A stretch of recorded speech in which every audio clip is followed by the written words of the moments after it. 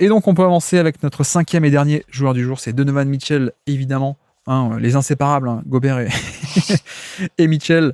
Bref, Mitchell, 35 minutes par match, 55 matchs cette année. Un peu de blessure, on s'en souvient. 103 de true shooting plus, donc plus 3% d'efficacité relative à la moyenne en termes de scoring. 31% d'usage, un volume de star autour des 30%. Et bon, je sais même pas trop comment te lancer, si ce n'est dire que encore une grande saison de Mitchell sur le plan individuel, même si ça a été un peu plus, parfois un peu plus décevant collectivement, mais une grande saison individuelle de Mitchell, oui. Je pense que même c'est sa meilleure saison en carrière. Peut-être ça se bat avec l'année dernière. Ouais. Mais c'est vrai qu'on a vu là un très grand Mitchell qui, moi, m'a impressionné entre la mi-décembre et fin janvier, quand il y a eu les blessures de Darius Garland et de Evan Mobley. Parce que là, on a vraiment vu du Mitchell Ball, où Ouais. c'est vraiment devenu le ball handler principal. Et d'ailleurs, c'est marrant, c'est que sur cette période-là, il a l'usage le plus élevé à son poste Ah ouais. devant James Harden. Ouais, il est à 35,2% d'usage et il est même à 34% d'assist percentage. Alors, juste derrière Harden, donc après, il faut prendre en compte le fait que du coup, il avait beaucoup de ballons. Donc, c'est pour ça que cet Ouais. assist percentage était aussi élevé. Mais justement, je trouve que ça traduit bien le fait qu'il avait toutes les responsabilités offensives. Non, mais c'est des indicateurs de vraiment en vrai héliocentrique, tu veux dire.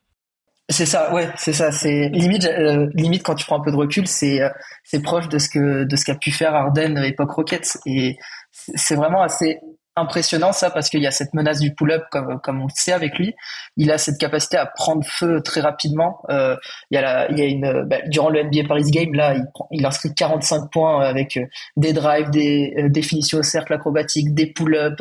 Enfin, c'est vraiment impressionnant. Et en plus, là, il y a cette progression dans le passing, ou en tout cas avec autant de responsabilités sur une courte période, hein, mais cette progression passing qui est quand même hyper impressionnante, je trouve. Ouais.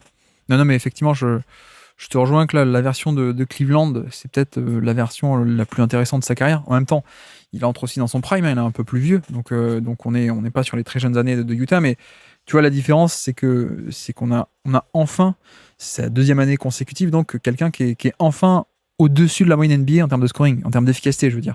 Où bon, il flirtait toujours au niveau de la moyenne en carrière, donc c'était pas comme s'il était inefficace, mais il était au niveau de la moyenne, quoi. Et là, on a enfin depuis 2 ans quelqu'un qui va, donc l'an dernier 106, plus 6%, là carrément 103, donc plus 3% également, d'excellents scores.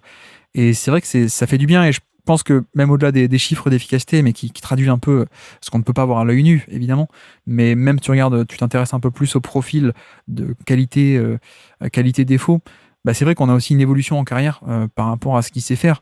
Le shoot, ça, il a toujours été un shooter de haut niveau.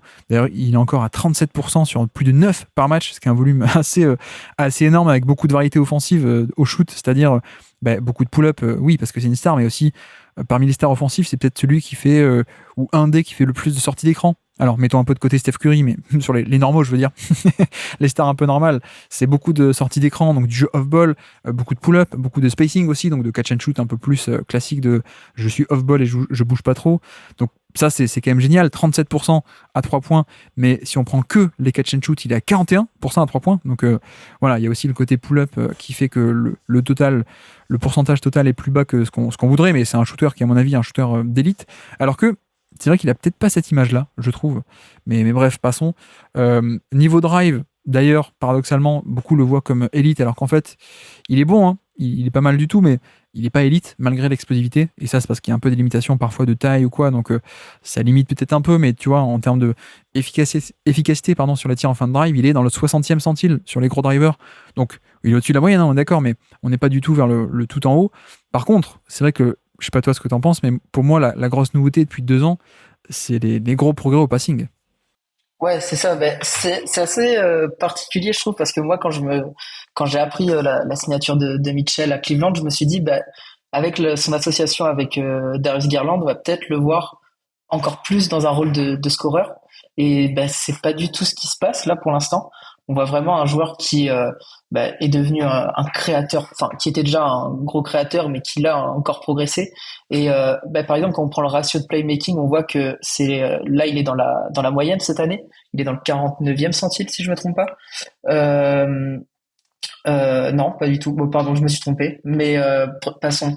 Ce que je veux dire par là, c'est qu'il y a quand même une petite progression sur ses lectures défensives. lecture des défenses et sur la capacité à être bon, par exemple sur pick and roll, à trouver ses intérieurs qui plongent au cercle. Également, sur du drive and kick, on sait que c'est là où il a toujours été très bon, mais même là, je le trouve encore meilleur maintenant. Et c'est vrai que c'est assez impressionnant. Et il y a cette progression au passing. Et faut pas oublier. Et tu parlais tout à l'heure de son jeu en pull-up, mais il y a également un jeu au cercle qui est très bon. Enfin, je trouve qu'il est très bon dans la finition au cercle parce que même s'il a pas un premier pas explosif, il a une capacité à bien lire les défenses, notamment sur pick and roll, mais à décélérer et à réaccélérer s'il faut. Donc vraiment pouvoir changer de tempo et du coup le défenseur qui a du mal à le suivre comme ça. Et il a un bon footwork qui lui permet d'avoir plusieurs feintes qui justement lui créent ces espaces-là. Et ce qui fait que c'est un joueur qui peut finir dans la raquette de plein de manières différentes et qui en plus attire même quand les défenses viennent vers lui, donc qui viennent à 2, 3 ou 4 contester ses tirs au cercle, il va quand même aller au cercle et finir plutôt efficacement. Et c'est vrai que c'est assez impressionnant pour lui. Ouais, et puis l'aspect aussi comme dit, moi, le passing, faut se souvenir, c'est un mec qui, régulièrement en début de carrière, c'est le mec qui faisait pas la passe au mec qui était ouvert. Alors, pas par altruisme, mais par vision de jeu aussi, parfois. Moi, je me souviens de tout début, Zach Lowe, des gens qui disaient ah, regardez, là, il fait pas la passe alors que le mec dans le corner a ouvert. Et ça, on n'a plus ça du tout. Alors, je pense qu'il y a deux aspects, qui est l'aspect de les progrès individuels, où il est devenu très bon en driving kick. Maintenant qu'il lève un peu plus la tête, il a un peu plus cette vision, et puis l'explosivité, le tranchant fait que ensuite il crée le décalage et puis il fait le kick out. Donc ça c'est très bien, malgré d'ailleurs ses limitations de taille. Hein. Donc c'est aussi pour ça que c'est pas un génial passeur sur pick and roll, je trouve, c'est que il a pas la taille des plus grands, donc il a pas cette variété de passes, mais sur driving kick, il a le premier pas, il a le tranchant pour faire ça. Bref, donc on a les progrès individuels. Il y a peut-être aussi le fait que à Cleveland, il a aussi été bien optimisé en termes justement, tu parlais de ce mois de pourquoi est-ce qu'il a explosé un peu sur ce mois de décembre-janvier, c'est les blessures, mais les blessures parce que spacing aussi. Donc paradoxalement, quand il y avait des blessés, c'était un peu mieux parce que il y avait le jeu était un peu plus ouvert, mais voilà, je dis ça aussi pourquoi, parce que ça peut aider un peu, mais en même temps, où est-ce qu'il y avait aussi un très bon spacing, c'était à Utah. Utah, le spacing était quand même génial sur la fin, et pourtant on voyait pas ce niveau de passeur. Donc je souligne aussi à quel point il y a le contexte, mais aussi donc des progrès individuels qui sont assez notables, hein, je pense. Et c'est presque ce qui fait que bon, on va pas paniquer, on va pas tout faire péter à Cleveland ou quoi que ce soit, mais tu vois, aujourd'hui, je serais beaucoup plus confiant pour me dire ah tiens, on peut lui confier un système à lui entier et que ce soit un mec hélicentrique. Alors qu'en 2022, à l'époque du Jazz, à l'époque où il se fait échanger, c'est peut-être un peu une des inquiétudes où moi je me disais, faut peut-être pas forcément que ce soit un peu lui qui ait tous les ballons, qui soit un peu le dépositaire du jeu, parce que c'est pas trop son jeu. Alors que là, vu ses progrès récents de 2024 au passing, je serais quand même un peu plus confiant si ça devait arriver un jour, quoi. Ouais, c'est ça. Et puis, faut pas oublier également que en 2022, il sort de playoffs compliqués et que là, cette année, il a vraiment été ultra bon en playoffs. C'est limite, moi, j'ai eu quelques flashs par séquence de sa série contre Denver en 2020 où il faisait pull-up, drive, etc. Là, on a retrouvé ce Donovan Mitchell très efficace et très bon. Et on l'a vu par exemple contre Orlando. Sur les 2 derniers matchs, il a inscrit 89 points. Enfin, c'est énorme. Alors, et avec en plus une bonne efficacité compte tenu du volume. Et en remportant la série d'autant plus. Et c'est vrai que c'est peut-être un regret que j'ai, c'est que sur la série contre Boston, j'aurais bien aimé qu'il soit là qu'il soit là sur l'entièreté de la série pour voir ce qu'il aurait pu faire face à cette équipe de Boston, parce que il fait un début de série qui est ultra intéressant. Oui, je suis d'accord. Et on s'en souvient pas, mais en effet, le début de série était assez disputé. Hein. Alors, je pense que peut-être Boston aurait gagné au final tout de même, mais c'est dommage de ne pas avoir eu une vraie série avec Mitchell sur l'entièreté de la série et un Cleveland pas blessé, quoi. Mais bon, ça c'est malheureusement on n'y peut rien, mais effectivement, mais bon, on sera un peu d'accord. Hein. Sur une version offensive extrêmement intéressante. Bon, le seul truc par rapport à d'autres superstars, tu vois, c'est le fait que bon, l'efficacité est pas mal, mais elle est quand même en dessous de certains parce que il n'y a pas ce côté implacable en drive, finalement. C'est peut-être un peu ce qui manque, c'est qu'on est encore beaucoup sur du jump shot, sur du pull-up, et moi, il me manque un peu ce côté un peu plus je vais au panier à volonté ou ce genre de truc où je peux aller chercher beaucoup de points au panier. Voilà, il est pas mal en efficacité. Hein. Efficacité au drive, on l'a dit, il est au-dessus de la moyenne, il n'y a pas de souci, mais c'est pas un volume qui est si écrasant de ça comparé à des stars, hein, des superstars, on compare pas à n'importe qui, mais comparé à des méga stars, il est peut-être pas autant impactant sur drive. Donc ça, c'est peut-être un peu dommage parce que c'est une solution, c'est une façon de régler des problèmes qui est hyper importante. Et quand on pondère, c'est vrai que je préfère moi des gros drivers parce que ça rapporte plus plutôt que juste le mec de pull-up. Mais voilà, c'est au-delà de cette mini nuance, pardon, on est quand même sur quelqu'un qui parmi les superstars va être assez haut classé, je pense. Et alors, non, avant d'aller au classement, la défense, à quel point tu penses que ça pénalise ou pas la défense? Bah, je pense que oui, ça le pénalise parce que c'est pas un défenseur d'élite. C'est pas. Je pense qu'il a un impact neutre, voire même un peu plus négatif. Pour autant, je trouve qu'il y a quand même des progrès depuis son arrivée à Cleveland. Alors, il profite évidemment des schémas défensifs et de la présence des deux intérieurs par rapport à sa défense. Mais je pense pas que ça soit non plus le défenseur qui fasse absolument rien comme beaucoup peuvent le décrire. Après, il a quand même des limites physiques de base Ouais. parce que c'est pas un joueur très grand, donc forcément ça l'impacte. Et puis il a de telles responsabilités offensives que je pense que là aussi il lève un peu le pied, mais par séquence il peut être au niveau de la moyenne ou quoi que ce soit. Ouais, non, je suis d'accord. Je pense qu'on est relativement au niveau de la moyenne. Alors, selon les matchs, hein, ça va alterner. Oui, Mais ce qui est un peu dommage, c'est bon, le côté irrégulier face au ballon, défense on ball. Bon, à la limite, bon, ok, c'est pas un défenseur d'élite, c'est même pas un très très bon défenseur, mais ok. Après, c'est vrai qu'il n'y a pas trop d'activité off-ball, malheureusement, mais ça aussi, c'est lié à sa taille, quoi. Tu peux pas, hormis des anomalies, hormis des exceptions, c'est vrai que l'aspect d'un arrière qui peut à ce point impacter le jeu de par sa protection de panier, ça n'existe pas trop quoi pour des mecs de sa taille. Et par ailleurs, on n'a pas, tu vois, on parlait de Derrick White qui était hyper intelligent, hyper actif et tout. On n'est pas sur ce cas-là non plus quoi. Donc je pense que globalement, selon les matchs, on va alterner entre au niveau de la moyenne quoi. Parfois un peu moins bon, parfois un peu meilleur, mais voilà, ça lui fait pas gagner de points, ça lui en fait pas trop perdre, peut-être, on peut le formuler comme ça. c'est ça. Et alors, classement, où est-ce qu'on l'imagine? Alors pour moi, la question c'est de savoir est-ce qu'il est devant Rudy Gobert ou derrière Rudy Gobert. Ah, ah. Et, et c'est là en fait où j'ai des hésitations parce que sans refaire son profil, on vient de le faire là, il y a pas longtemps, mais Rudy Gobert est tellement élite défensivement que c'est assez, enfin c'est impressionnant. Là où Donovan Mitchell est excellent en attaque, mais il y a mieux que lui en fait en NBA. Et du coup, en même temps, je sais c'est difficile de bâtir une équipe autour de Rudy Gobert euh, en tant que première option, hein, que ce soit offensive ou défensive. Donc pour moi, toute l'hésitation, elle est là. Peut-être que je mettrais Donovan Mitchell devant, mais en fait, même en le disant, là, j'hésite parce que l'impact défensif de Rudy Gobert est tel qu'au final, enfin, j'ai vraiment beaucoup de mal à les départager, là, les deux. Je suis d'accord. Je suis d'accord. Ça se joue pas beaucoup, mais je pense que je mettrais quand même Mitchell un peu au-dessus Mitchell.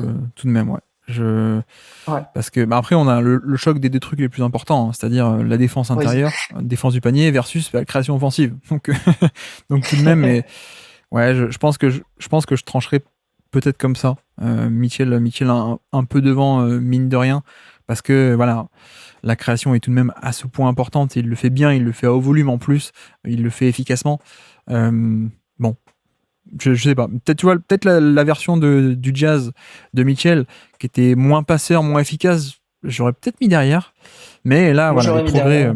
Ouais, on est d'accord. Mais là, les progrès récents de à la fois efficacité et à la fois passing fait qu'on a quand même un mec qui, d'ailleurs, tu l'as dit, hein, qui peut parfois endosser un rôle de presque superstar héliocentrique, qui peut tout faire et il y a des très très bons résultats. Donc je trancherais peut-être aussi comme ça. Ouais, je te rejoins. On le met donc derrière Kawhi Leonard. Alors tu l'as pas précisé, mais Oui. Oui, ouais. pardon, oui. Y a Derrière pas de, Kawhi. pour toi, il n'y a pas match avec Kawhi. Non, comme pas, non. Je mettrais quand même Kawhi devant. Je suis d'accord. On parle du niveau de jeu, on parle pas Oui, de oui, si bien vous sûr. avez le choix avec les blessures. Non, non, on parle de quand ils sont sur le terrain. Non, non, non. On compare que sur le terrain. Mais ouais, je suis d'accord. Je suis d'accord. Donc mettons-le là. Et donc on peut faire la transition vers le petit quiz. Petit quiz pour terminer, petit trivia. Nous sommes le 25 novembre 2023. Qui est sur le terrain au moment du poster dunk de Donovan Mitchell sur une star des Lakers? Qui est sur le terrain à ce moment-là? Un dunk marquant de cette saison. C'est quelle date déjà? Nous sommes le 25 novembre 2023. 25 ans. Donc, normalement, il y a Darius Garland. Eh bien, le nom, il n'est pas là. Ok. Jarrett Allen, Oui, tout à fait. Evan Mobley. Non, ce n'est pas Evan Mobley Non. sur le terrain. C'est son backup. Donc, c'est George Young. Exactement, le tank George Young. Ouais. Dans les ailes, je dirais Max Strus. Exactement, l'Autrichien Max Strusch. Ah. Et puis on a quelqu'un, ce n'est pas le jaune, ce n'est pas le bleu, ce n'est pas le rouge, Ah, c'est Caris LeVert. c'est le vert. Tout à fait, Ouais. c'est Caris LeVert. Et puis côté Lakers alors, qui se fait postériser déjà? Un grand intérieur, tu me dis? Un grand intérieur, ouais. Alors, je sais pas si du coup tu joues sur les mots et Non, allez, non. je dirais non. Ok, Anthony Davis. Anthony Davis, ouais, tout à fait. Ouais, je pensais que c'était Jackson Hayes ou Christian Wood peut-être. Anthony Davis, ouais, allez, je te compte Christian Wood, vu que tu l'as évoqué, Christian Wood, il y est. Ok. LeBron James. LeBron n'est pas sur le terrain, non. Ok. Austin Reeves. Oui, Austin Reeves. D'Angelo Russell. Oui, tout à fait.